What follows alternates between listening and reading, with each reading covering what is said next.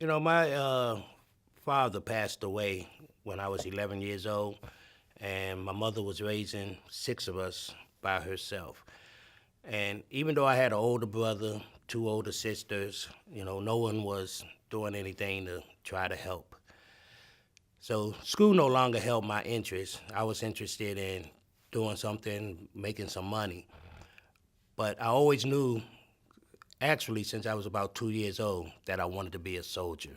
One morning, she fussed at me for trying to play sick, even though I was just tired from sitting up all night looking for Army movies.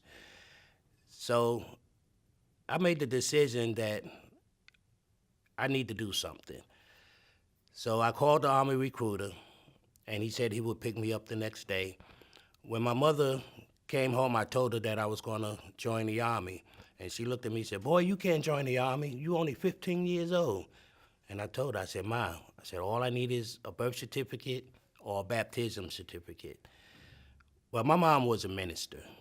And even though she didn't do it herself, she talked to the pastor of the church. And the pastor made me up a baptism certificate, putting my age up. I remember him coming out looking at me saying, "Once you get in there, you can't get out." I'm like, "Yes, sir, I know." But I must have took that seriously because it took me 26 years to decide to come on out of there. But uh, one of the things that I told my mother, I said, "Mom, if you help me get in," I said, "I will finish school and send some money home to help you out."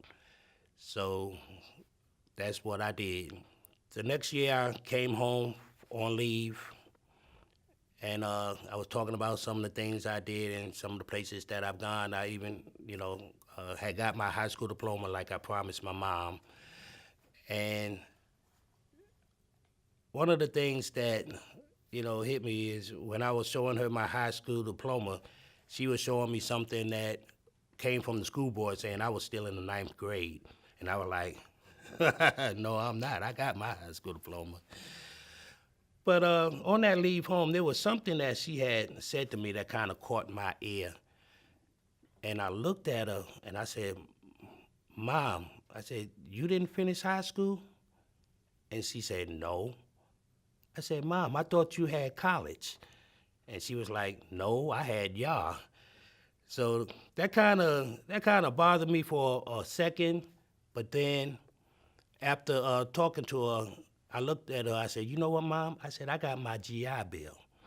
I said, "They give me enough money for, me to go to school and everything." I said, "I could use some of that money to send you back to school."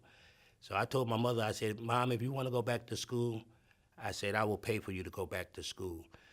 And the thing was, with the help of the GI Bill, my mother went back to school when she was 42 years old and got her GED. By the time my mother was 54, my mother had a PhD.